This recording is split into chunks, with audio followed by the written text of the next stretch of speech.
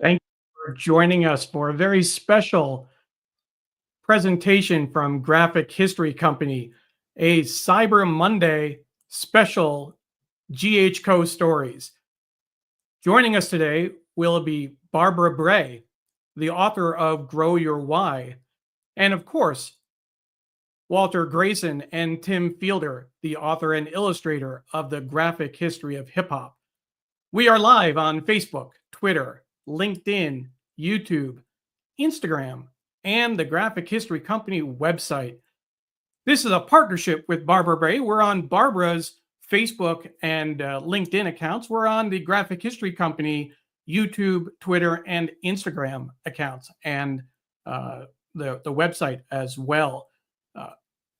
Christina Hungsproke will be joining us in just a moment. She will be moderating today's discussion. We're going to look at the stories behind the stories. She's going to interview each person in turn, Barbara, Walter, and Tim. We'll also have some time for group discussion. And we'll, of course, be sharing special Cyber Monday discounts today. We are so thankful for all the support that we've gotten for this show. And both books, Grow Your Why and The Graphic History of Hip Hop, have done tremendously well. We have people who are watching from all over. Annie Evans is watching. I want to give Annie a quick shout out. Great supporter of the Graphic History Company. Annie, thank you so much for being here.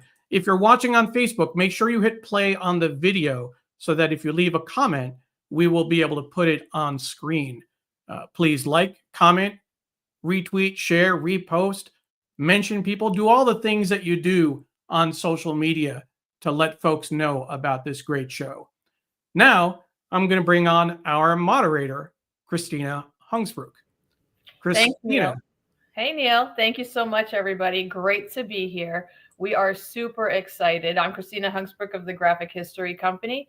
We are super excited to be launching GHCoStories, our first ever, talking to people who are influencing, impacting things around this world with the work and their initiatives that they're doing.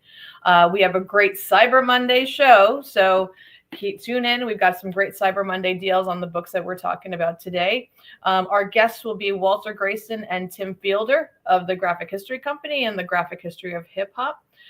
Walter is the DeWitt Wallace Professor of History at Macalester College in St. Paul, Minnesota. He's also the preeminent historian of Afrofuturism, along with Afrofuturism, Black speculative arts, and the digital economies. Hey, Walter. Good morning, Christina. How are you today? Good. How are you? Doing very well. Thank you. We've got Tim Fielder all along with us here. He's up in Vermont, braving the cold up there. Tim is our illustrator, an extraordinary artist behind the Graphic History of Hip Hop. He is the OG Afrofuturist and is also the, OG Afrofuturist, and also the creator and illustrator of Maddie's Rocket and Infinitum, an Afrofuturist. Sorry, I was talking about Walter's other book. I have the great pleasure of working with these two every day. They are my family and my brothers, and I'm so glad to be actually in the driver's seat this time interviewing the two of you. She's always in the driver's seat. That is true. That is true. And our special guest is Barbara Bray. Barbara Bray is an amazing creative learning strategist. She is a trailblazer and visionary in the learning space. She has been talking about a lot of these new things that are personalized, and everything's been personalized these days back since 1999 and 2000. And we're going to talk to her a little bit about her career, but also her book. She is a renowned author of Define Your Why, but also Grow Your Why, which we're going to be talking about today. She's also a podcast host of Rethinking Learning, and also a co-host with Real Talk with Nicole and Barbara. And so we are super excited to be here talking with all three of you. Wow. And let's get started. Welcome all. Nice to be here. Thank you so much. Before we get started really quick, these two books are amazing, first off. I love them both. But there's a theme that runs through both of these, and it's about connection and evolution, right? But there's actually a connection between the three of you in different capacities. And I think it would be fun to tell a little bit of story about like how you guys are intertwined, especially Walter and Barbara. And then obviously, you know, Tim and Walter are intertwined with the graphic history of hip hop as well. So a little bit background would be so good to kind of share with our audience, and then we'll dive into the books and talk a little bit more. Did you want me to start or Go for it? Go for it. Oh, I'm just very lucky to have met Walter. We met virtually. I got to make sure I have the timing right. It's almost like 4 years ago. I think it was online, and I was doing some things on civics ed after the 2020 election, and someone said, "You got to talk to Walter. You just got to talk to Walter." And I said, "Okay." So we connected, and that was the beginning of just a beautiful relationship. I'm just so lucky. In fact, Walter, we did a lot of talking in Twitter on the back end, right? And then I had Walter on my podcast in 2022, I think. Yeah, January 2022. And it was all about his life. And I'm like, I mean, it was just so powerful that I had to have Walter write a chapter in my book, Grow Your Why. And so he's chapter 3, and it's all about igniting change and some of the things that he's done. And then actually one day, Walter was in San Francisco. I live in Oakland, California. And there was a connection there when I read the graphic history, you know, and I'm reading the graphic history of hip hop. I'm learning about the Wakanda syllabus. I'm working on, and there's some kind of connection there with Oakland. And one day he just shows up on my doorstep, which was fun. So, this is his chapter. I don't know. Walter, do you want to say anything about, you know, our relationship and how we met? So, of course, you won't brag about all the amazing things you do. So I will brag a little bit for you as well. The work that you have done online, to me, represents the best of what educators do in a digital space. And so the community that you have built, hey, shout out Aaron Moniz is here to talk. I love it. Aaron. Oh, he was on my show too. Oh my goodness. Oh, and so Martha. So yes, this is exactly what I'm talking about. The community that's happened online for educators.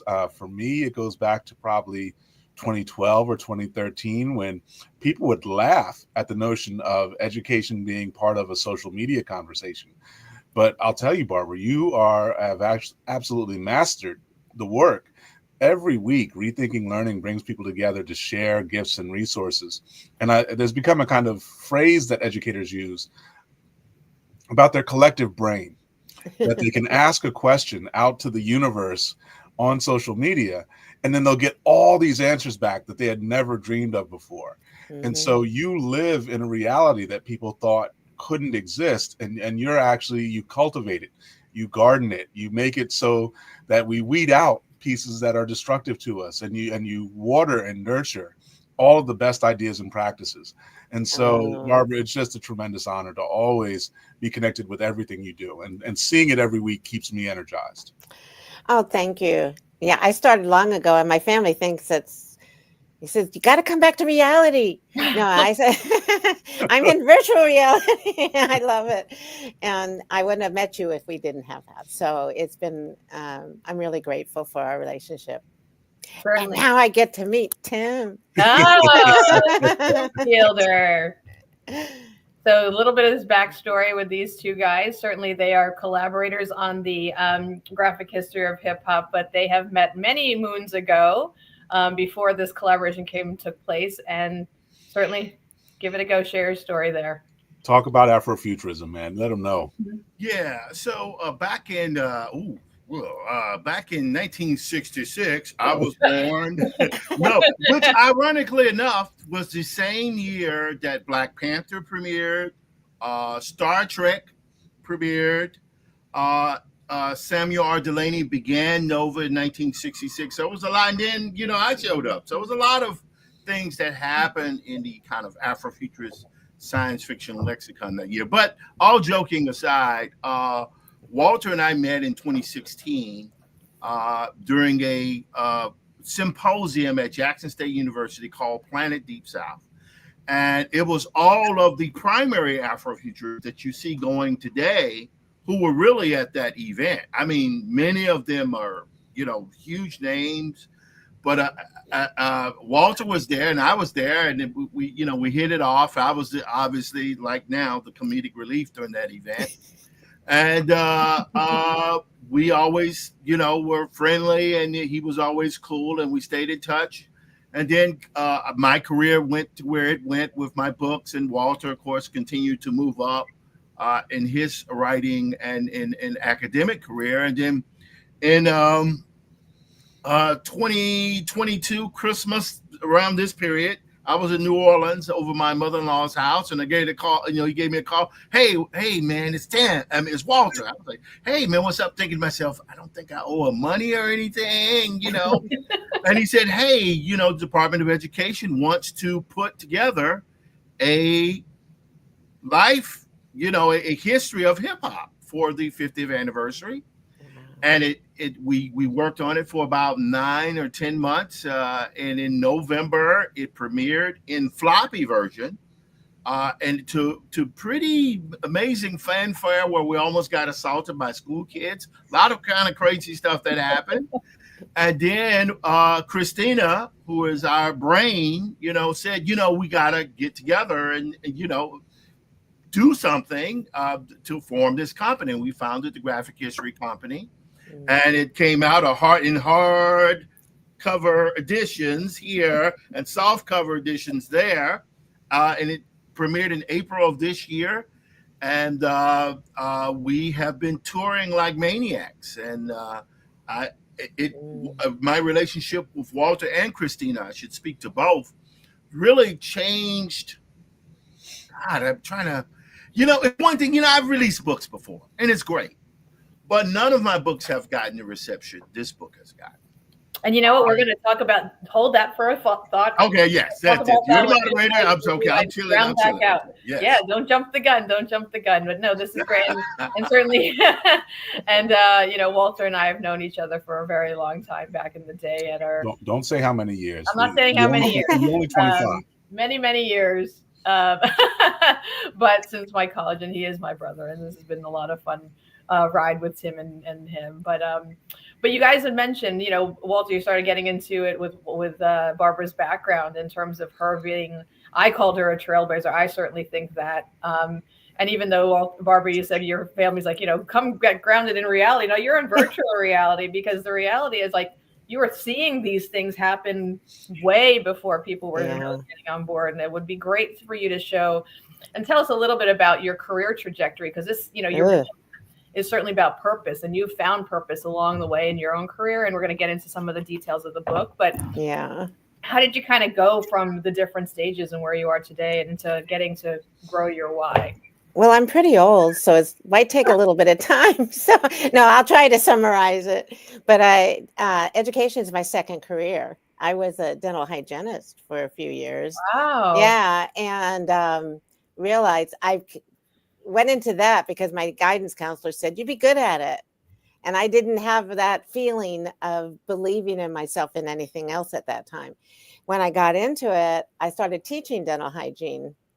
And then I had children, and then I started working in the schools. Then I realized I'm in the wrong place. Right. I also loved computers. So my company is actually Computer Strategies, LLC. So just to let you know, I have DBAs under it, and Rethinking Learning is one. And what I found all along is that I'm one of these people, they say, what kind of skills do you have? Well, curiosity is my big one. I was always pushing the limit, always trying to go deeper and try to find out how things worked. So when the first computer came out, I had to take it apart and put it back together again. Oh, wow. Yeah. So my family's like, what's wrong with Mom? She's great. So that's how it was. I ended up developing my own platform when I worked in Oakland schools, and I was part of what we call the Core Values Grant for 4th through 8th grade teachers. So I brought on a team. I created what we called my e-coach. It was before Facebook, before all these others, and I was just doing things that were crazy. I mean, really crazy, but I enjoyed it so much, and I met so many wonderful people. Yep. But that was all before social media. And then when social media came, watch out. I started on Twitter in 2007, and so that's when it started. Yeah. And now I'm on Blue Sky, and I'm all over. And I'm just very happy to be some of the people I've met, like Walter, and now Tim and you and Neil. It's just been, every time I meet someone, I go, I want to know more. And that's how in 2017, I started my podcast. Yep. And that's kind of what led to all my books and stuff. Yeah. And I mean, it's amazing because you bring together, they're all important people. They have all very different stories, and let's talk about the book a little bit, right? You've got, obviously Walter's story about his life and how he kind of came to be, but you've got stories about people, near-death experiences or trying to find a new world in terms of their work or writing a book, and so what does purpose mean to you? Why is it so important to kind of like find, especially like in this climate right now, we're not getting political, but finding a new way of like what drives you is so important. What does that mean to you? Well, I think it was I don't know how many years ago, I started doing work around ikigai, which was the Japanese concept for the meaning of life. And in it was the first elements is, what do you love and what are you good at? And I started even questioning myself. And I started pulling together and doing workshops, and I did presentations at South by Southwest EDU and things like that. And people started saying, that's the Ikigai lady. We got to follow her around because we're going to learn a lot. And then someone said, why don't you write a book and put all the workshop stuff that you do around defining your why, put it into a book. So that's how Define Your Why came. Mm-hmm. And in that, I had vignettes from people, but what I realized is purpose is, it's like Michael Hayes' quote, when you find your why, you find your way. Mm-hmm. A lot of us are just living. We're not doing something that really we love and we're good at. And that's when I started, when I talked to these beautiful people on my podcast, a few of them just started telling me stories about the challenges they had. It was hard to, it's kind of hard to pick out of 166 now that I have, trying to find the people that would be able to tell about the challenges. Because you mentioned the near-death experiences with Dr. Eileen Winokur. She lives in Kuwait and she's from New York. And her story, we're like soul sisters. And so some of these people have become really, really close to me, like Walter and Hedrick and many others. So I don't know if I'm answering it because I could go on and on about. It's like my baby right now. Yeah, no, I mean, all the stories they're different in their own way, right? But they're all grounded in finding finding their why, right? What makes you tick. And it's such an important thing for everybody to kind of get to that point, no matter if you're, in your 20s, you're probably not ready, I guess. When you get a little older, you're kind of reflecting and seeing what's going on, what in your head and where you are in your space right now. But, I read it and I found so much, idea and, I'm always like trying to find new things and where am I going to land, right? And I've loved the trajectory of my own path, but finding and seeing there's people that are actually doing that is really amazing. Is there a story in here? I mean, let me back up. I mean, Walter, obviously you said you had 166 stories, plus, how do you whittle it down to what is really, what do you say, 26 in here, right? 23. 23. Yeah. you know, like what made you pick the ones that you picked and, you know, and put them in the book? And is there going to be a version 2, you know, volume 2, because you got more than enough? I don't know. I mean, what I found is I wanted to find people who have struggled and been challenged. And some of them, the purpose changed. But why? And so there's 3 sections. The first section is, how did you define your why? You know, what was it that helped you? And then the second one is the journey, your why. Like when you go on a journey, because your purpose, we all have purpose. Even when we're born, our purpose is to figure out our hand and know our mom. You know, our purpose changes as we grow. So that journey you go through. And then the last one is grow your why. When you found it, what did you do with it? So I have, you know, the different stories, they had to identify that. And then some had to figure out, I have 3 ideas for stories. So we spend a lot of time brainstorming ideas. Which one would be the best story? And so I think I could have done that with any of the people on my podcast, but these just came to me.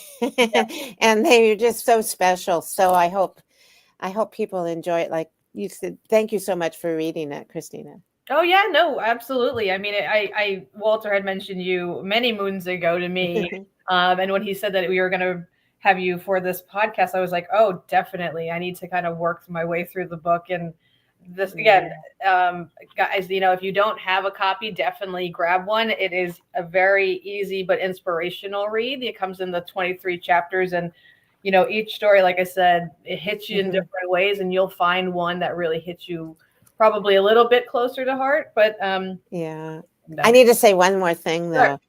One other thing that happened that is not, I wasn't able to put it on the cyber deal, but we did an audio version, and the authors narrated their own chapters.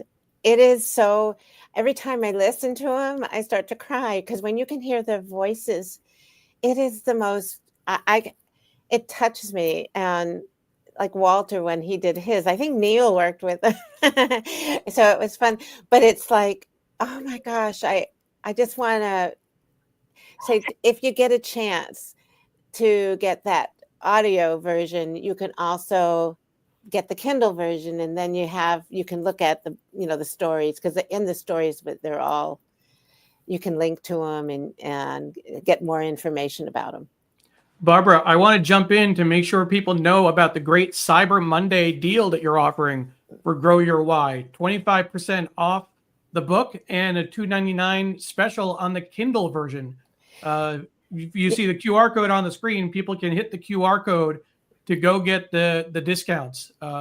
Yes, and that discount for the Kindle is going for a week. I was able to do that. Yeah. And the 25% is on Ingram. And I'm going to probably, I'm just want people to read it and enjoy them. Absolutely. Thank you so much. This has been, you know, it's nice to be able to let people know that we can do this on Cyber Monday. Yeah, great. Thank you, Neil. Yeah, just definitely. There's take advantage of that and get this great book. And I know Walter, one of our guests on the show, is also in your book. We had kind of mentioned it at the top of the call.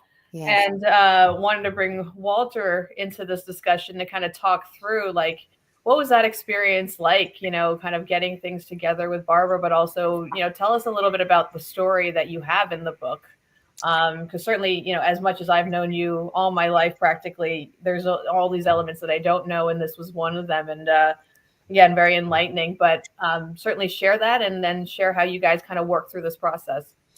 No, it's extraordinary. So Barbara's amazing in pulling people together in conversation. And again, finding the common thread that actually binds the themes together so that a reader gets the most out of Grow Your Why. And so her expertise and passion as an educator really shine when she pulls people together in community. And then she sees the way that other people benefit from the combination of those ideas. So it was just, as the title's chapter, pain, joy, and creating shared purpose. Barbara was not a pain at all. It was all joy. It was all joy. And this did develop shared purpose. Like it literally was, I was writing from my heart to kind of fit in with what I knew she was trying to create. And so the actual content is very autobiographical. It comes out of my entire life story of seeing people who were held in segregation, who were held in near enslavement in rural New Jersey during the first decade of my life. And they're imparting to me, just hundreds of people laying their hands on me and trusting me with their futures, with the futures of their children and their grandchildren. And that gave me this path to become a scholar, to become a professor. And then it's the joy that I get to have that in the classroom, in the community, bringing resources to people who don't have them, whether it's food or clothing, shelter, low-cost energy. I've built these extraordinary networks that all I get to see are people in moments of gratitude, in moments of their own joy, their hope being fulfilled. And so it's just an extraordinary blessing to be able to do the work that I've been able to do. And that's what the shared purpose is that I love being in community with all of you, being able to find new places to bring these gifts. And they're desperately needed right now. This is a time when, going into 2025, we all need to dig deep and find ways to connect with and support each other more. And then that's the core of what I propose as shared purpose in this particular chapter. Can I just say one thing about that right now? Because you mentioned after this election, I live in Oakland, and they're marginalized individuals and students, and I'm worried about schools. And what you do, the work you do with working with vulnerable communities is so powerful. I want to be able to see how we can help each other, and all the ones that where many of us are, they're our neighbors, they're our friends. We want to see if we can support them during this time. It's essential. Got to get on it right now. And we do have a picture, and we have his bio with all his links. I made sure that we could everybody could have information and get, links to your own resources. And so grateful. And that's what things like this call, things like these books, when you tap into them, there's a new energy that you get as a human being. You're able to find a path where you previously didn't see a path before. And so I can speak very personally from this. In the last 3 weeks, we've had some enormous challenges here in Minnesota that are still going to be ongoing into the new year. But it's a moment like today when I can pick up the books. And I know personally I'm going to be getting more copies of both books to give out for free to people who can't afford them. But a lot of folks who have already gotten them are coming back with these stories about how it makes them closer to their children, how they can talk to their grandparents and actually connect to stories that they had never heard of before. So I'm going into my last 2 weeks of the semester with my students here at McAllister in St. Paul. They're all writing their own versions of these stories. They've been building them for 8 weeks, and all these projects, probably 50 of them at least, will be done in the next 2 weeks. And so this is just a crucial moment during the holiday season to recognize our own power, but to also grow and expand the way that we connect to each other and lift each other, just like we're doing here with Grow Your Why and the Graphic History of Hip Hop. Oh, thank you so much. I would love to hear some of the stories. They sound wonderful. Yeah, no, it sounds amazing. And, Walter, you're an amazing professor and bringing those to life, certainly with the students that you teach. And, you had mentioned that as we go into 2025, right, we really have to find that community, find that purpose, right? And like finding that something that kind of drives you forward, especially if, how are we able to review these? So Annie Evans, wow, how will we be able to view these? Would we love to see your students' interpretations? Absolutely. I mean, Walter, you can make that work. We can make that happen somehow. But you had told the story within Graphic History of Hip Hop. That connection. You talked about how you speak to your grandparents, to your parents. It's all these multi-generational connections that it's all made. And same thing with Barbara's book. It's like doesn't matter where you fall in where you are in life, you can find that somewhere. And so, with the Graphic History of Hip Hop, Walter, tell us about, what are those pivotal moments that you found in the book that was really, you found connection to, and hope that your readers kind of get to as well? The core of it, in terms of the overlap between the two, is the best place I can start. Is that if you think of the graphic history of hip hop, and the art in it is so beautiful, the way the music comes to life throughout the text is kind of the unique feature of it as a history. I don't think there's another history book I know of that takes a kind of standard history of a time period and then lends the music of that era to the written content, the way that the graphic history of hip hop does. But for me, the transition between the pain of my childhood and then the joy of my work as an adult is hip hop. The graphic history of hip hop is a synopsis of the process that led me from confronting a problem and a series of deep structural problems, and then finding the strength and the tools and the resources to actually build something that would address those problems. And so hip hop for me, it's the center of who I am. In the toughest times when I have to struggle, like last couple of years, both of my parents have passed away in really tragic circumstances.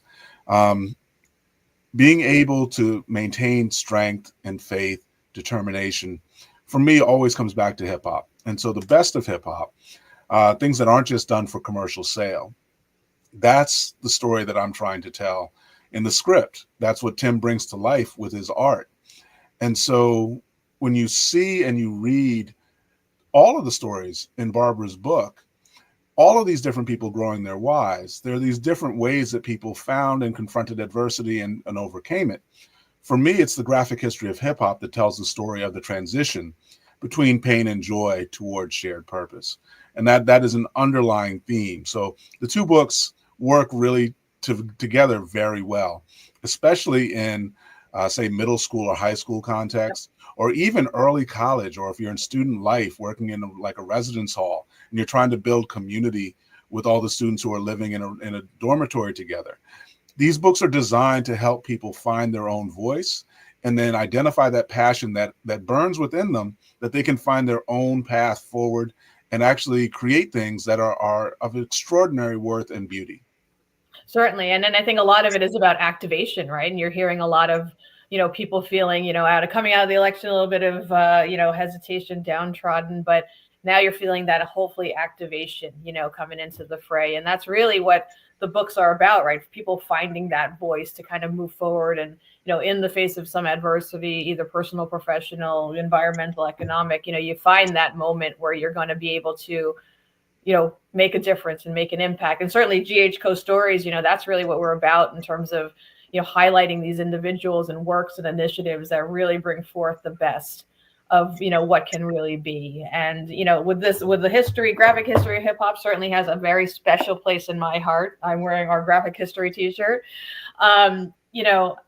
What has been the best part of this journey for you? You look back and hip hop started back in the 70s, but for your journey personally, you say it's been with you all this time. Where do you find the most joy in the music and the most, relief when it comes to when you have a moment, where is that for you? Yeah, so I came up, it was really in the party music era of Roxanne, UTFO, Houdini was classic, loved it coming up. Curtis Blow, early Run DMC, King of Rock was a breakthrough for me. So all of that effort of just young people trying to find their voice and really connecting in a way that other musical genres didn't speak to them. Like that was the biggest piece. And people forget hip hop was heavily policed and rejected for most of its first 20 years. Like up before 93, people were very, very suspicious, very dubious about what hip hop was and what it would do as part of world culture. And a lot of people want to suppress it, remove it. There are videos of people bulldozing and steamrolling CDs and cassette tapes and trying to destroy literally any access to the music. But then this change happens. And I want to give credit to Chuck D and Public Enemy, also KRS-One and Boogie Down Productions. They start thinking about culture and talking about culture. And that's what hit me. That's actually what put me on the path to being a historian, to committing my life to teaching Black history and finding not just African-American history, but all histories that have been removed or kind of erased from the public record. And so I think a lot about people like Paul Robeson or W.E.B. Du Bois. They because they were attacked politically, people literally removed their books from the shelves. They took their names out of public reference. And when I discovered these stories, I knew how important it was to restore those records, to find all of the evidence that I could and bring back as much as possible.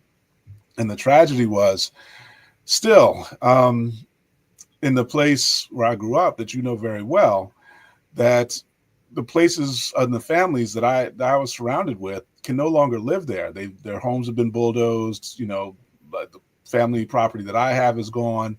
And so this whole notion of Black community being destroyed and wiped away, and this also applies to indigenous communities, is a huge part of what we think is normal and acceptable in modern society. And thankfully, we've made a lot of inroads over my career to reverse that. And so I'm working with the Reconnect Rondo community here in St. Paul, rebuilding historic communities that people had tried to destroy them. And even when I can't physically work on a project to put back what has been lost, I've used a lot of VR technologies and frankly, Tim's art to restore what we can talk about, what we can see as these important places like Rosewood, Florida, or Tulsa, Oklahoma's Black Wall Street, that the art enables us to recreate what had been taken away and lay the foundation for a better future. Yeah, no doubt. I mean, the work that you've done and the body of work you've done through your career, Walter, has been incredible, leading up to the graphic history of hip hop. And we've got a comment here from Aaron King. Hip hop made me who I am today. It's the driving force in my life. It's inspired me to be an artist, a book author, a professor, and a filmmaker, right? And it has jump-started a lot of different industries, and also obviously people like yourself and Aaron who have really harnessed it and made it part of who they are, right? But your work in general as to recreating and bringing to light these hidden histories is certainly something Graphic History Company does, and making sure that these histories are not forgotten. Every day I learn about things in the area. I grew up here in New Jersey and never realized certain things either happened or was never even told about the history of the area. If it is, about slavery or Black history, things like that have never been to light, and those are the important things that we bring, but certainly graphic history of hip hop, we are running that Cyber Monday sale, guys. We're going up to 20% on the hardcover and the soft cover, and certainly grab a copy of it. It is amazing. It actually is, as Walter and Tim mentioned at the top of the show, in New York City's public school district. It's being talked about all over. Kids are jumping on it. Fans of hip hop are jumping on it. Educators, historians. It is a bestseller on Amazon, and certainly one we are very proud of. And I want to bring Tim on to talk a little bit, our comic relief here, about the art, right? The art in and of itself. And I think you've been drawing probably since we've been sitting here. Let me just add one thing as transition. To have the two of you at the Princeton University event for the Black history of New Jersey, you all have made this happen. That for 30 years, we've been trying to tell these stories among scholars, among educators. But you and Tim have brought this to the public in a way that no one could have imagined, that everyone is reacting to. And we've made graphic history an entirely new industry. So this work, y'all are treasures, but the genius of Tim Fielder in seeing the words and then creating the art, this is much more monumental than I could have ever anticipated. I'm grateful so much to you both. Oh, and this is family, this is work, this is joy, and certainly Tim, your artwork is really what brings this whole thing to life in so many ways. I am blown away every time you draw a portrait of somebody in 10 minutes and it looks amazing. And so, talk about you tell a lot of people that this has been the most meaningful and influential, work that you've done. You've done a lot of great work. Why is that? Why have you found a different purpose in what this is and what the company is? And, talk to us a bit about that. Well, that's an interesting question. I would have to say the partnership that the three of us have is, at this point, because I've had some weird partnerships in the past, I would have to say this is definitely the most fruitful. It's expanded my reach and career in ways that I did not think I would be able to do. I mean, yeah, in Afrofuturism, I'm, OG Afrofuturist. That's all very nice and it's good. And and I got to get back to it because you and Walter have definitely been pulling me out of that world. I mean, keeping my attention is not as focused as it needs to be. But there are people who I never would have met. We were at Princeton University last weekend. We were at Princeton, showing the work, and eating their food. It was great. It was tremendous. And what it did, doing this book, and you might say, oh, you're asking me about the visuals. Mm-hmm. But that's what I'm saying. There are tons of artists out there who do work. Nobody ever sees that work. Nobody ever sees that work. And it really is about who you interface with that determines the reach of those images. Sure, they could be great images, like the image that's on the screen here with Haran. It's like, okay, so I did an image that talks about this band. I remember when his last album came out, back in when it was that 2008, 2009, somewhere from there. This is just a short album, and just that album moved me because he was talking about his relationship with his mother. And how, they were poor, but he didn't feel that way because his grandmother pulled him through and she held him. So to be able to have a venue that Walter gave the words, and I could put that in there, and all it did was add it to his story, that's the miracle. You know what I mean? It's like, yeah, I can draw. Sure, whoopie-doo. There are plenty of artists out there who can draw. But to be able to draw within the context of not just telling history, but making history, that's the cut that you want to be in. You know what I mean? They say you're sitting in the cut. That's the cut. That's the one. Yeah. And what was cool too, I mean, you had brought up and you told us, you had actually done some art around like Queen Latifah and Public Enemy back obviously before this was coming into fray, but also then was able to incorporate that into the book itself, right? So there's that image of Queen Latifah. That's the original one. Yeah, right? I'll speak to that. So, and I'll keep it brief. I started as an editorial cartoonist, a freelance editorial cartoonist back in the Reagan administration. So we're talking about 1987, right? Iran Contra affair, right? And so we're talking back then, hair, dreadlocks, mohawk. We're talking about Afro-punk period back in the 80s. And I was a freelance editorial cartoonist for several East Village magazines. One of them most prominently was the Village Voice. I had the pleasure of working with now legendary writers such as Greg Tate, Darius James, and Michael Gonzalez. So these illustrations here were actually the one at the top with Latifah that you see on the screen now. That was actually published in the Village Voice back in, I think, 1990. The one below that I don't know if that was actually published, but that was done for the Village Voice, but they never actually published it. They went in another direction. So these things, what it ended up doing was, and I'm a black rock, alternative jazz guy, but here I was doing my work where hip hop was coming to its ascension, sure. On the come up, as it were. And I was producing a lot of early hip hop images. I have an unpublished 64-page, fully painted graphic novel from Marvel Music on Dr. Dre. And so these images here, these are very early images, and I was able to revive those images into the graphic history of hip hop. So literally here you can see I took that old 30-year-old image, older than my daughter, update it, colorize it, but to make it painterly in a way that I could not have imagined. So doing this work with Walter and with you, Christina, is just, you know what I'm saying? It's like, yeah, I did Infinitum. It's great. People, Afrofuturist site, my books get, this is a different thing. This is a different thing altogether. Yeah. It's a different thing altogether. For sure. I mean, is it fair to say that you had hair before we started this project or not? I had no hair. I could try to say it dramatic, but let me just say that what it's done is made me a better artist. Just this book alone, I've done probably well over 200 portraitures of people who are in the hip hop space. And now this right here, 1988, back when Bring the Noise came out. And I did this image, and there it is. And I was able to revive that image for the graphic history of hip hop.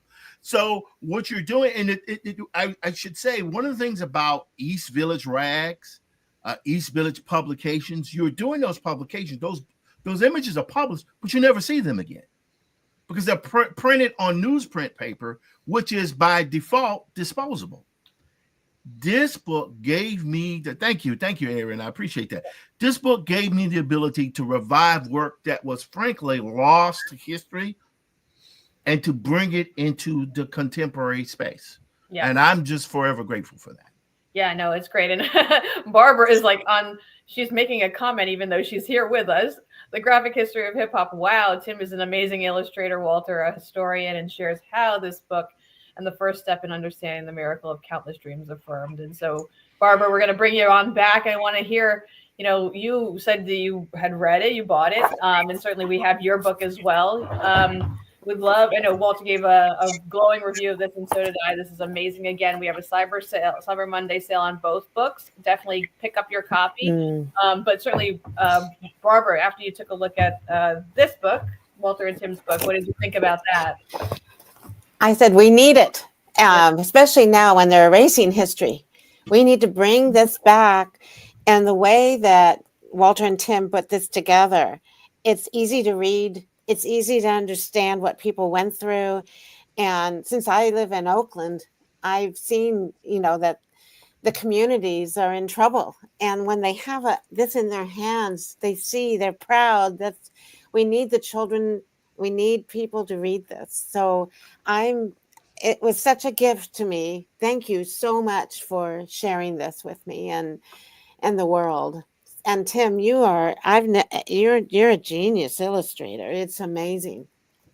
I am insane. It is true. Yeah. I am insane. It is true. But is really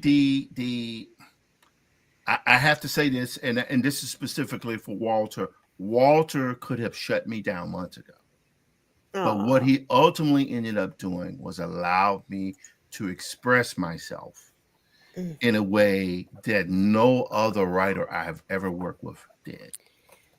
And I've been in this game for a long time. I'm just like every page. Thank you. Every page. And I just know I hope we can get this into the kids in Oakland and other, especially now. It's just so thank you for letting me be here and share. And I just feel the love. I feel it. Yeah, no, it's great. And we've got about 10 minutes left. We certainly want to open this up to a group discussion. I know I had the pleasure of talking to each of you individually. Yeah, but what are those biggest lessons, right, that kind of come out of each of these books that you guys take and you want to share with everybody on the call? So I'll jump on first for that. So when you're going through Grow Your Why, a lot of folks, I think one of these lessons about you think you know the path that you're on, and then something will happen that causes you to reevaluate very seriously or makes you doubt yourself. That step, that moment, it could happen anywhere. You could just be in your car. You could be at a hospital or at your job. Mm-hmm. To have that book and to read those stories, to listen to the voices of the people telling their stories, that's where you're going to get your strength back. That's where you're going to find that spark of inspiration to start to move forward again. And so for Barbara to put that together with so many different contributors, it's overwhelming. It's emotionally moving, transformative. Mm-hmm. And so I can't recommend it highly enough. Of course, with graphic history, we design it mainly for high school students, but we layered it in ways that it could work for children down into elementary and middle school. But frankly, some of our best comments back come from people who have been out of school for decades, who are like, this reminded me of things I hadn't thought of in years that were some of the best days of my life. And so to pick up both and to figure out, both for yourself and for people that you care about. It is a way that we've been able to take two pieces of just print text, an image, and tap into the emotional heart of not just Americans, not just people who speak English. Like, the demand that we have to translate this work is off the chart. And so people need the emotional sustenance that both of these books provide. And so even if you already have copies, get them for the people that you care about. This is a time that we all need that kind of affirmation, that kind of encouragement that comes out of reading these chapters. So we're going to bundle them together. Yes. Yes, I agree. And Walter, I want to get many copies to give to people also. And I have 5 requests to come out to the Bay Area, so you're going to be sick of me in the next year. Never. Oh, please. You know, I have a room here. You got it. And Tim, I want to see all your drawings. I'm just, your illustrations are amazing. So I'm going to look at the books. And my mother was an artist. My mother was a courtroom artist. And she very cool. And this one that I'd love to share with you is her first, when we moved here to Oakland, was the Huey Newton trial. Wow. Yeah. So just to let you know, she was very enmeshed in the Black Panther movement and thought it was amazing. And so there's a lot of things that connect people. So I'm looking through here and almost starting to cry because I remember the stories. Right.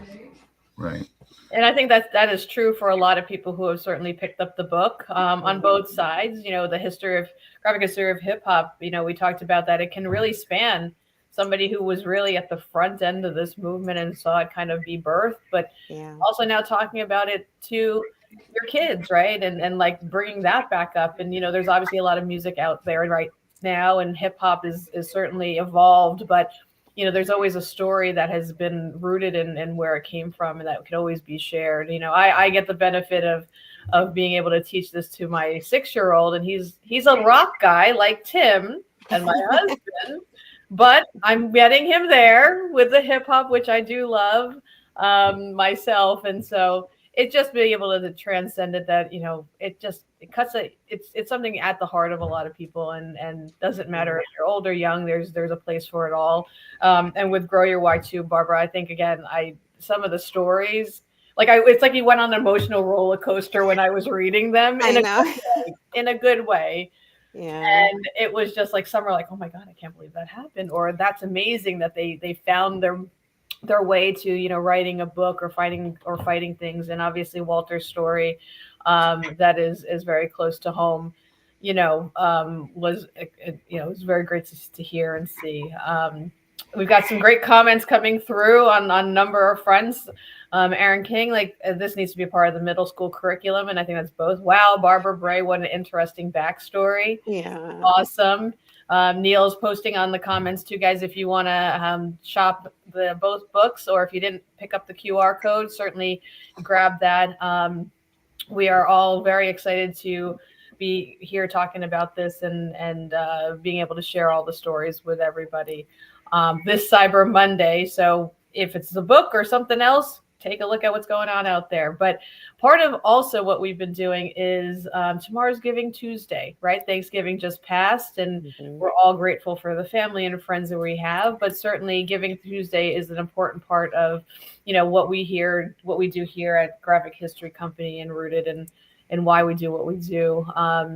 Christina, I'm sorry to interrupt. Before we go to Giving Tuesday, I just want to bring in a couple of comments from Instagram. Oh, yeah, great. We can't pop on the screen. I have to read it off my laptop. But Srinivasan, who is the CEO of Digimentors, we're proud to be producing this show for you, is watching from New York City. Thank you for all you do. And then Keith is watching as well. Thanks, Graphic History Company, for continuing to do the important work. He also says, I'm thinking about potential changes to school curriculums throughout the U.S. What can those at the helm of content decision-making do to make sure students see GH3? So want to just bring those in before you get into Giving Tuesday. But thank you for the privilege of producing the show. It's been really great. And I definitely want to let folks know what your priorities are for tomorrow. So I'll go back off screen. Yeah, so I guess I love that he pops on when he needs to pop on. We love Neil; he's great, and Sri, they're awesome, and they're really part of our family here at Graphic History Company. But yeah, Dave, Walter, I made it all the way through. Walter, if you want to share a little bit about the Giving Tuesday initiative on your end, and certainly Barbara as well. Absolutely. So nonprofits are the foundations of my partnerships around the world. There are two that are particularly close to my heart. I graduated from Randy School after attending there for 13 years. My parents worked 3 jobs apiece to make sure I got the opportunity to benefit from an education that carries me to this day. And so they have a T. Thomas Fortune Scholarship dedicated to the memory of the journalist who inherited the mantle from Frederick Douglass in the 1880s and really shaped the civil rights agenda through so many of the leaders that we know their names. But the Fortune Scholarship gives opportunities for needy students to attend and a very expensive, high-profile educational opportunity. And so if you are interested in supporting students' education moving forward, please click on the QR code and go to visit and make a donation to the Fortune Scholarship at Randy School.